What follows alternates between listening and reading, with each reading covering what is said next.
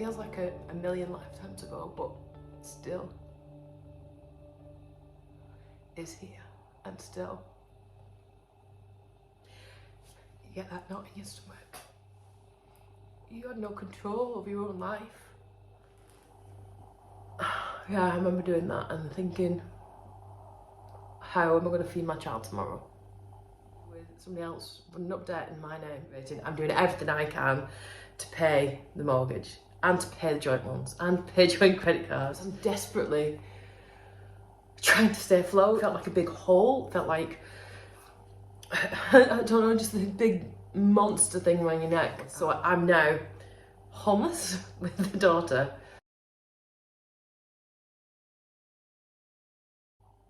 Hi and welcome to my channel. My name's Samantha and this is usually the Budget Mum UK, and it still is, but today's video is the second part to a video that I made a few weeks ago, which was explaining how I got into lots of debt. I didn't want to record it all in one go because it was quite emotionally draining. I wanted to take a breather. I wanted to see how I felt after putting the first part of that video up, because it took me a long time to do in the first instance. So then that wasn't even the hardest bit. This is the harder part, I think, because if you didn't already see it, I'll link it in the comment section below. But basically, I had a husband who was essentially just draining all my resources, and I was left with very little. And the problems really came to light once I tried to start divorce proceedings.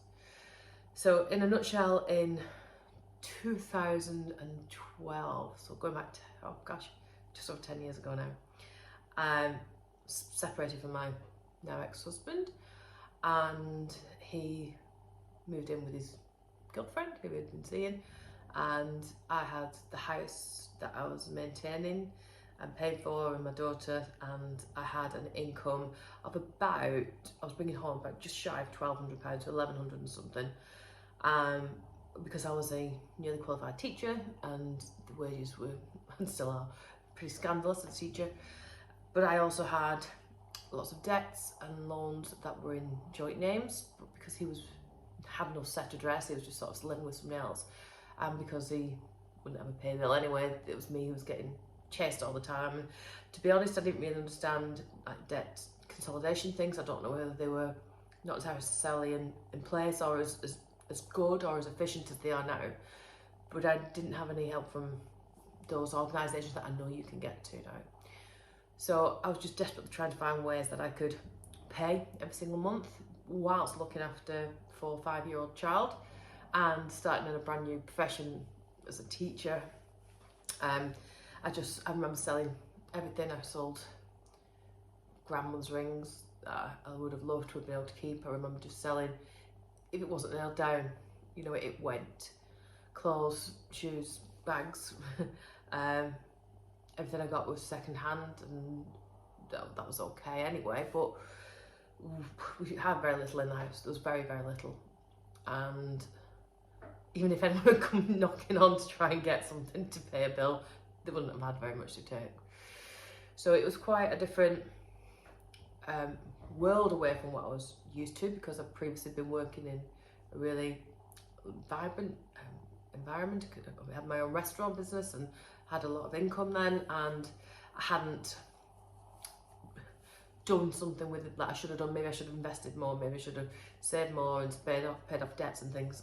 But there was also a recession at the time, and the property I had, it was a negative equity, and then I bought a different property to go and live in because I became quite ill with postnatal depression. So I had the two houses, and luckily there was a tenant in the former house because they were paying the equivalent of the mortgage. That mortgage was also on a buy-to-let. So the house I was living in was on a buy-to-let mortgage, because the plan was to do up and rent it out, but because I got ill, we chose to move in, and it just never got changed over to a farmer mortgage. So the amount of mortgage never actually came down, but it was quite a low mortgage then. I think it was around about £455, £500 for the month. So it wasn't too bad, but it's still almost half of my wage that I had to find, and yeah, and I still had other things to pay for. So it was a case of, you know, do what we needed to do to survive, essentially. Didn't get child maintenance from my ex-husband. Yes, I started divorce proceedings, and it's not free to get a divorce. If you haven't already been divorced, or if you haven't been divorced, or you don't know of anyone, then you might not realise it's actually quite expensive, or it can get quite expensive to get a divorce, especially if you haven't got a willing or helpful other half who wants to do it properly, or, you know, fairly, which I didn't have. So I looked for a solicitor, and driving past High Street one day, I spotted a board outside a solicitor's which advertised a set fee for divorces. I think it was just shy of £900. It was something like £899, there or thereabouts. And I knew that was going to be the cheapest that I could find to get this divorce. Having never been divorced before, I didn't really understand what to expect, what was going to happen, what the procedure was. I had to pay for something called mediation, which is basically the idea being where you sit together, the couple that are splitting, and you try and come to some sort of agreement. So I had to pay for that. You have to do that first of all. It was about £125 at the time. Paid for that, and he didn't show up. So, and I knew he wasn't going to show up, but I had to pay this other 100. And it sounds like not very much money, but when you've got nothing, that's a lot of money. So that was the first issue. So it was because he hadn't turned up, there was like being dragged out and other things that you had to deal with at the time. Now obviously I'm going back 10 years now, so trying to cast my mind back and remember everything. I then tried to do the divorce thing, and obviously that wasn't going to be straightforward because you're financially tied to somebody. So one of the really important lessons that I've taken away from this is you are financially tied to somebody because you are sharing anything financial. So mortgage, if you are married, if you've got loans, if you've got credit cards, you are financially tied to someone until that financial tie is severed, and you have to actually apply to do that. I didn't know that either. So it was obviously going to be quite a cheap divorce, but there wasn't, I didn't know what to expect. I didn't know what was involved. So we'd send letters and they wouldn't be returned, or they'd be ignored to my other half. He just did everything he possibly could to drag it out. Whilst this was ongoing, he then, without my knowing, kicked the tenant out of the house and moved himself and his girlfriend and her child into that house. I had already put the house up for sale because I knew I couldn't afford to buy him out. I couldn't take his name off it. I couldn't get myself a new mortgage because I owed that much money, and he wouldn't let me do it anyway because he wanted to be that awkward. Even if I could borrow it off somebody, he wasn't going to do it. So at this point, I've got the house that I'm residing in up for sale, so that I can try and sever this tie. And he had moved himself into this property. I only found out a few weeks later that he'd done that, that the tenant was no longer in, and that's when it started to get really wrong. He was initially paying the mortgage because he had to do. He had to cover the mortgage, but the reason I found out he was in there was because suddenly the mortgage stopped getting paid, and the bank were ringing me and needing me to pay 2 mortgages. I was always taught, no matter what, you always pay your mortgage. Even if you can't eat, the first thing you pay is your mortgage, because, you know, I think once upon a time it was different when my parents were first buying a house, but that's what they instilled in me, because you don't ever want that house, your roof over your head taken away from you. And I know there's lots of different things now to help make sure that doesn't happen, but that was where I was at, and the stress I felt was insane. Because I was still trying to provide and just do what I could, the bare minimum for my home and my daughter. And then I had this extra stress on top.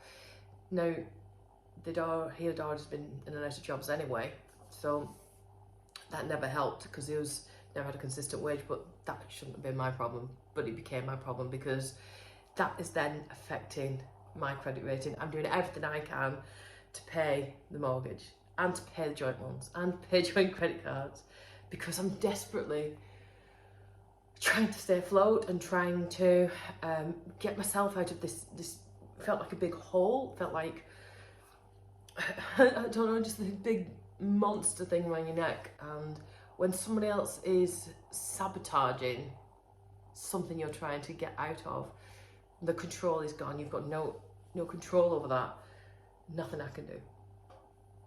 And it was just hard. And then there was other thing, you know, it's one thing not to pay the mortgage, and then after the house sold, the money was frozen by the solicitors because it had to go through the divorce, and then I became homeless. So I'm now homeless with the daughter. I end up moving back in with my mum and dad, and me and Holly were sharing a bed whilst he sat in a 3-bedroom house that he wasn't paying the mortgage on.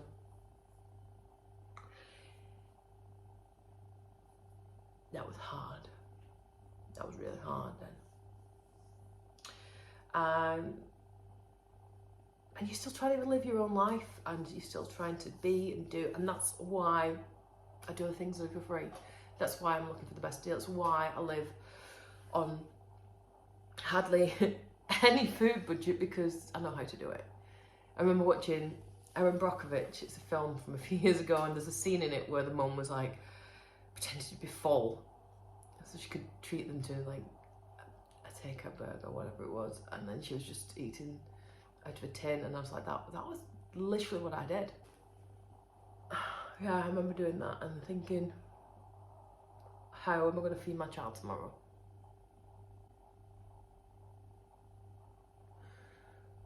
And the letters just keep coming, and the phone calls keep coming, and you're like, these are not my bills, you're coming for the wrong person. But because I was financially tired, it was tricky. So we finally get through the divorce, and the decree nisi and decree absolute is done. However, I then asked them about finances, and they said, oh, we didn't sort those out. I was just like, you never asked us to sort them out? And I was like, and I did a bit of research, and so they should have done some sort of financial agreement and got him to sign it. At this point, it's worth noting he's never had a solicitor yet. He's always represented himself. So he wasn't getting that guidance from his side, and I didn't know to expect something or what I'm supposed to be doing. So why would I know to ask for them to sever the financial tie as well?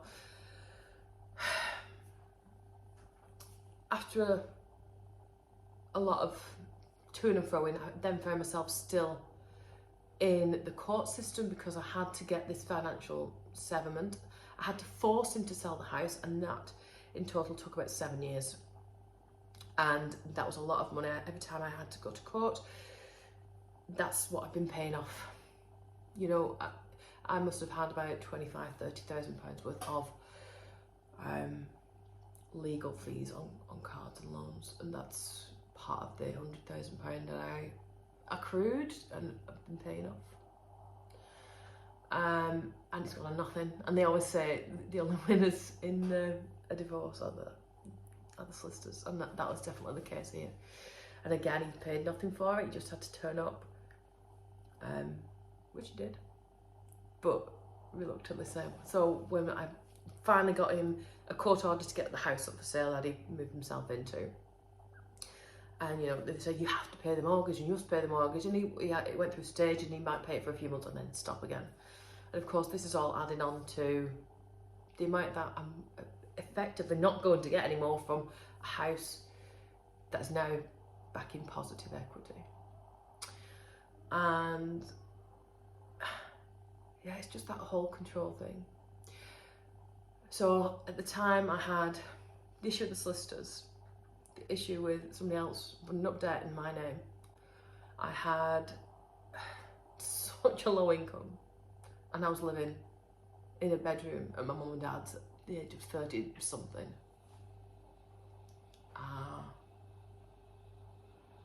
And if I'm completely honest, I got really, really ill. And 3 times, I think,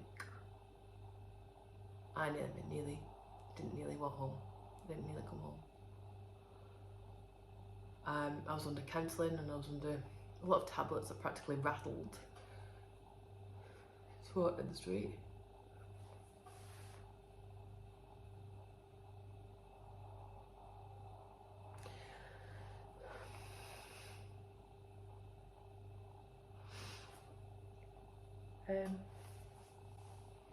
You had no control over your own life. I couldn't move on. I couldn't buy my own home. I couldn't even afford to rent my own home. I couldn't do anything, and somebody else was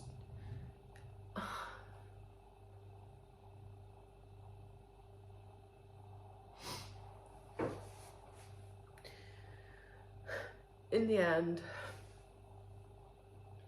I don't even know how I got to the end of it.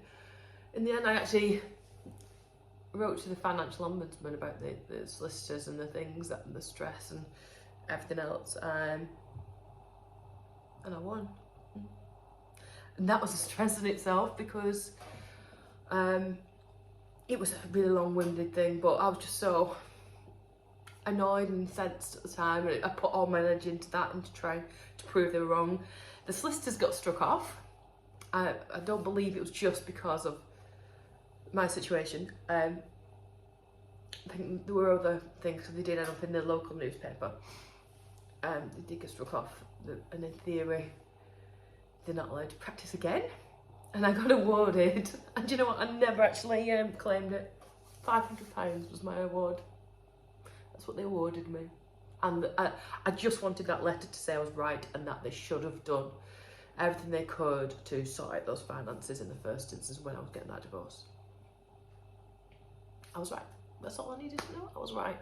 I think I fell on the floor when I got this letter, because just out of relief, and it was like another part that was over with, and I knew I was right. I knew I shouldn't have been in that, left in that abyss, left in that mess.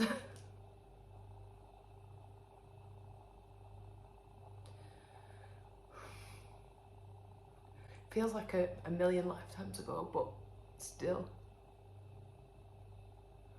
is here, and still you get that knot in your stomach when I think, I don't even know how I got through those points. I didn't sometimes. I didn't. I couldn't have a relationship properly. I had a relationship with somebody else, and I wasn't even in my own head. I couldn't concentrate on moving on with somebody else, because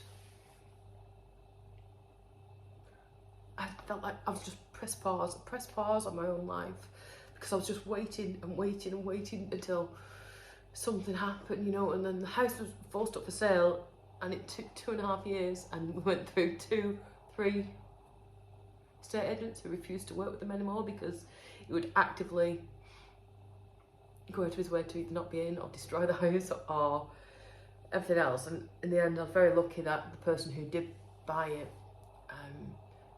she sort of, they knew of me, and they knew the situation, and they knew what he was like, and they desperately wanted that house because of the location and because of their own family bereavements and things. So they wanted to be near family, so they hung on for it, which I'm, oh God, to this day still so grateful for, because if they hadn't and I had to keep starting again, yeah. Anyway, June, it was June the 7th.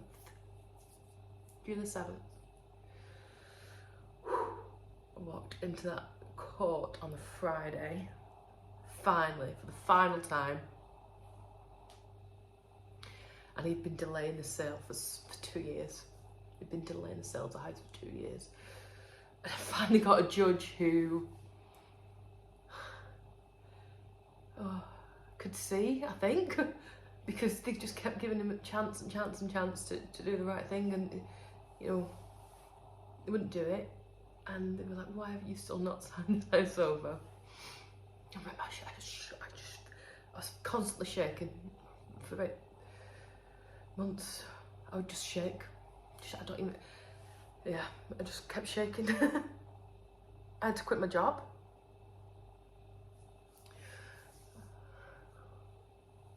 I was so ill. It's coming back when I'm talking about it, it's sort of falling back.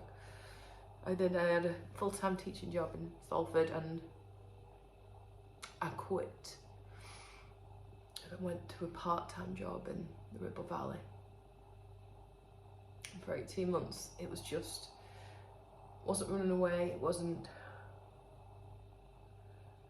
I don't know what it was just a break, somewhere different. Nobody knew me. Nobody knew what I'd been or done or had. Fresh start. But I couldn't mentally be in a full-time job anymore. I just couldn't do it. And even when I went down to part-time, it was hard, but I had to do something because I needed money and my daughter needed to live. But by then as well, I'd also got a bit more of a handle on money, and I'd sold that many things. It was just, we move, we keep going.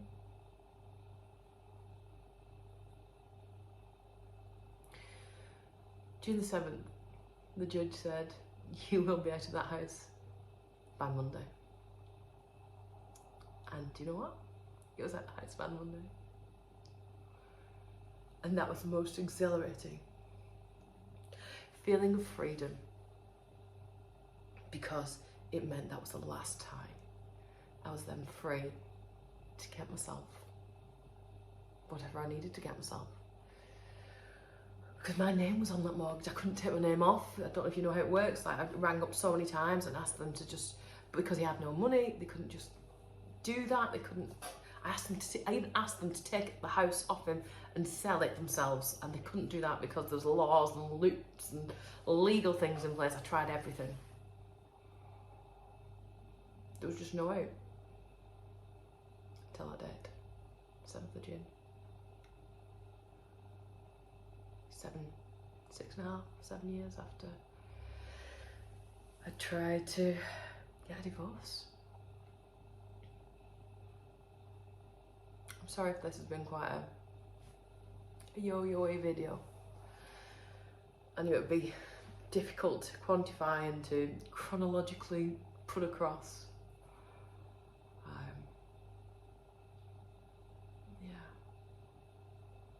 And you got to do all these things with a smile on your face because you've got a child that needs you at home every single day.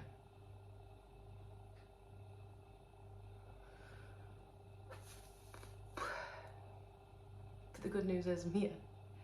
And people ask me why I'm always smiling on my videos.